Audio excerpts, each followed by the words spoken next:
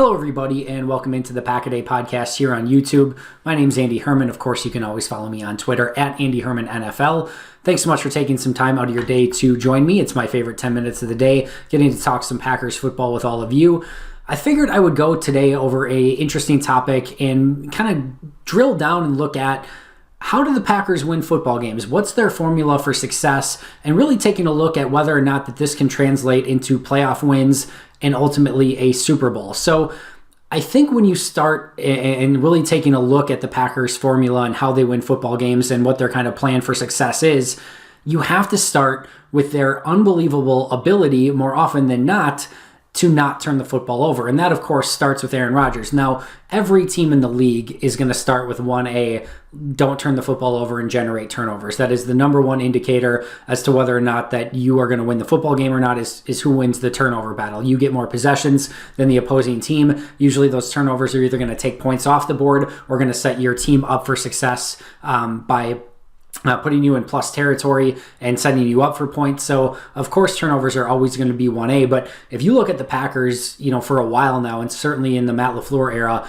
they very rarely turn the football over. Aaron Rodgers is very turnover risk, especially from an interception standpoint. The greatest of all time at avoiding interceptions at the quarterback position. You can argue who's the greatest of all time quarterback for days and years and months, whatever you want to do, but you cannot argue that he is the most turnover averse quarterback in the history of the league. He will get a little bit loose with the football and fumble from time to time, but he makes up for it, more than makes up for it, by basically almost never throwing interceptions. And then you have a running back, wide receiver, tight end unit that very rarely fumbles the football and really takes great care of the football as well. Aaron Jones, Jamal Williams, Davante Adams, and I know I'm kind of talking about this right after Davante Adams had a fumble and Aaron Rodgers had an interception last week, but my point is, this is a team that's very careful and cautious with the football, and more often than not, they're a team that's going to win the turnover battle, and that's obviously going to put them in success to win football games. And this is not just a fluke. This is something that this team is very, very good at, which is why it's worth mentioning here as the number one thing that ultimately leads to their success and is a big part of the formula that helps them kind of win football games and can potentially propel them to the playoffs and the Super Bowl and so on and so forth. So that's 1A in their formula for success. Number 2 is they have the ability to be dynamic with Aaron Rodgers distributing the football to the variety of weapons that they have. Now, this has been short-circuited a little bit with the injuries. Aaron Jones has been out, Allen Lazard has been out, Davante Adams has been out, David Bakhtiari has been out. So they haven't been at full capacity on their offense in any way, shape, or form. But earlier in the year, and we've seen glimpses of it even since then, Aaron Rodgers is playing very strong football. He's playing within the pocket. He's getting the ball out of his hands, and he's distributing the ball to his weapons on offense. You kind of piggyback on that with the fact that Davante Adams is arguably playing as the best wide receiver in all of football. Robert Tonyan's taking a jump at tight end. They're going to be getting Allen Lazard back. Marquez Valdes-Scantling has shown a couple more flashes this year of maybe being a little bit more consistent at the receiver position with some major flashes of inconsistency in there. But this last week was a great example of him being more consistent throughout the course of a game. Now he just needs to stack those game by game. We know what Aaron Jones is capable of. Jamal Williams is taking a little bit of a step in the direction of being more of a full-time every down running back. So this is an offense that has plenty of weapons. Even a guy like Mercedes Lewis, who has a very specific role and can be used as a very dominant run-blocking tight end, they have a variety of ways to beat you, and it starts with Aaron Rodgers. So that dynamic offense that can pick on you in a variety of different ways. And what I mean by this is defenses really have to pick their poison against the Green Bay Packers when the conditions are actually good and when everyone's actually healthy. You really have to decide, do you want to take Davante Adams out of the game? Do you want to stop Aaron Jones? Do you want to stop some of the play action passing game? What do you want to try to take away? And sometimes if you don't take away one specific thing, they're going to beat you with all of it. So this is a very potent offense. I know there's been a couple hiccups along the way. Minnesota, Jacksonville, Tampa Bay have had a few hiccups here and there where they've gone some stretches of the game without putting up some points. But more often than not, this has been an offense that's been very dynamic and been able to beat you in a variety of different ways. So that is a huge part of their plan for success as well. Next is getting pressure from their core four, and that's Preston Smith, Zadarius Smith, Kenny Clark, and then, of course, Rashawn Gary. So this has been a big miss for a good portion of the season. Zadarius Smith, while still making flash plays here and there, has been nowhere near as consistent as he was a season ago.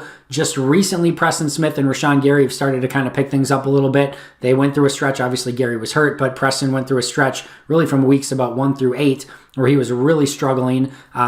San Francisco and Jacksonville games looked much, much better for Preston Smith.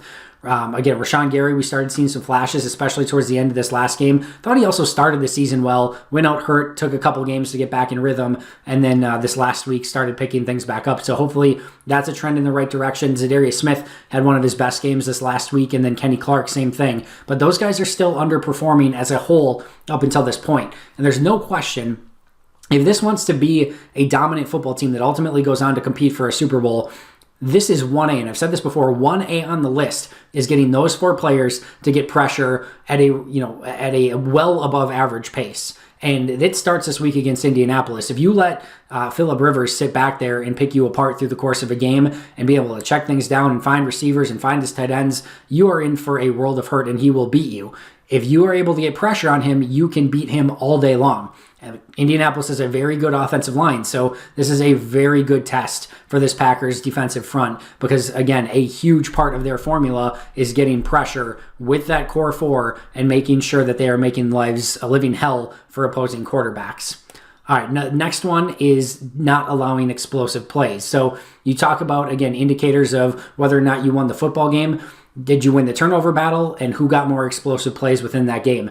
You can't let up easy touchdowns, and you can't give up big chunks of yardage. Green Bay's been very good at that so far this season and not allowing those explosive plays. Now, I'm specifically talking about defense here. Obviously, last week they allowed the big punt return for a touchdown, which I'll kind of get to in just a moment as well. But defensively, they've limited those big plays. They have to be better on getting off the field on early downs. So, yeah, it's great to not allow a big play, but if you allow them to go 15 plays, 75 yards, and score a touchdown anyway, I guess, whether they scored in 8 minutes or 30 seconds doesn't make a huge difference if you're still allowing it. So they got to get better in that regards, but it's still a big part of their defense and their defensive identity so far is not allowing those explosive plays. And that is a big piece of the puzzle. You want to make teams grind and go the length of the field, ideally holding them for a field goal or obviously holding them with no points, but by not giving up those big explosive plays, you're allowing your defense more opportunities to get stops and the opposing offense to make mistakes and screw things up. So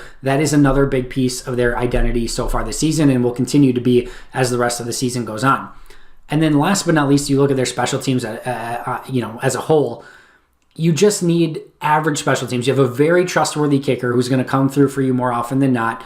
Just don't have anything go awry. No fumbles, no punt returns for touchdowns, no blocked punts, no J.K. Scott hitting 30-yarders out of bounds. You just need some level of consistency there. This isn't going to be a team that has a top 10 special teams unit, and that's okay, but you can't have them be a bottom 10 unit either. You just have to maintain the status quo. Just be okay, be good, be average. Somewhere in there is fine. And if you put all of that together, that to me is what Green Bay's formula for success is so far this season. And then, also looking at how they can be better going forward and how they can win moving forward.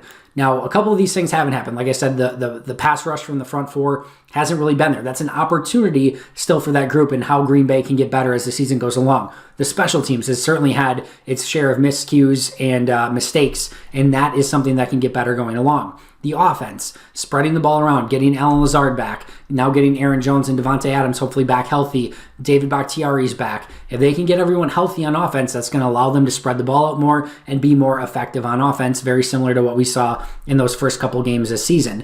They had the turnovers last week against Jacksonville. That's something that's very uncharacteristic. When they've struggled this year, you look at that, the Jacksonville game with the turnovers, and then you look at that, Tampa Bay game. Those are turnover-worthy plays that are going to get you beat and have the opportunity to really break their formula. So my question, though, is when the Packers get to the playoffs, can they maintain this formula? Because last year you saw, some things went awry against the San Francisco 49ers. It was great that they weren't allowing big plays, and it was great that they, from a pass defense standpoint, it was great that they, were doing some of the things that they normally did well, but if you can't stop the run, that's an issue. And Green Bay's still having trouble stopping the run so far this season. So can this formula work when you play 3 really good teams, or at least 2 really good teams back to back, and then have to go to a Super Bowl? That's assuming they would get the bye in that number 1 seed, which is far from a foregone conclusion. So there's still some things to be worked out, and there's still some kinks that need to be, tweaked and massaged so that they can be a better all-around football team. But I think overall, if they can maintain that formula, they have a formula for success even as the playoffs goes along. My question, however, is this a team who can be improvisational and win when things do not go their way? And so far, that has not been the case. Now, this last week against Jacksonville, they did find a way to win a game where they still turned the ball over, where they struggled to stop the run, where, things, completely didn't go their way. They allowed the big punt return on special teams. So they broke a lot of their tendencies. It was not a normal game, and they still won. But there's a big difference between that happening against the Jake Luton-led Jacksonville Jaguars and that happening against a team like the Saints or the Rams or the Chiefs or so on and so forth. So while I don't think this is a team that needs to be perfect to win football games, they really need a lot of their script to go right. And so far, when they've been off script, that's when we've seen games like the Buccaneers, the 49ers, the Chargers last year. The 49ers last year, I'm talking about, both in the championship game and in the regular season. The Minnesota Vikings. When things start going off script, they start unraveling. So, with all of that being said, that's what the Packers are going to continue to focus on, are those key things that I just mentioned, to have an opportunity to have success both the remainder of this regular season and in the playoffs. They need to get better in some of those things, but they also have to be better at playing off script and, finding ways to win when things don't go their way, and when, you allow punt returns for touchdowns or you have a couple turnovers. That's when your best players, your Smiths, your Rodgers, your, Devontae Adams, they have to come up and overcome and make big plays to really make up for some of those mistakes, because those other teams are really damn good football teams too, and they're going to bring their A game, and they have a script to beat you as well. So when you get punched in the face and you get punched in the mouth over and over, do you have a response? Do you have an answer? That's what I want to see from Green Bay. I think their formula works. I think it can be a formula for success. But at some point, that formula is going to break down come playoffs or Super Bowl, and they got to find a way to overcome that. I don't think they've done a great job of that so far in the Matt LaFleur era, even though it hasn't happened very often. That's what I'm looking for the remainder of this season. This Colts game could be a great opportunity against a very tough team on the road. Could the Colts get up, maybe break the Packers' tendencies and formulas, and can Green Bay overcome that? Really looking for that this week as well as the remainder of this season, and it's certainly going to be a situation where they're going to have to overcome at some point come the playoffs if they want to be a true Super Bowl contender. Thanks so much for joining me. Make sure to check out the Pack-A-Day podcast wherever you get your favorite podcasts. If you haven't yet, please subscribe. It means a ton. I really appreciate it. But until next time, and as always, go Pack Go.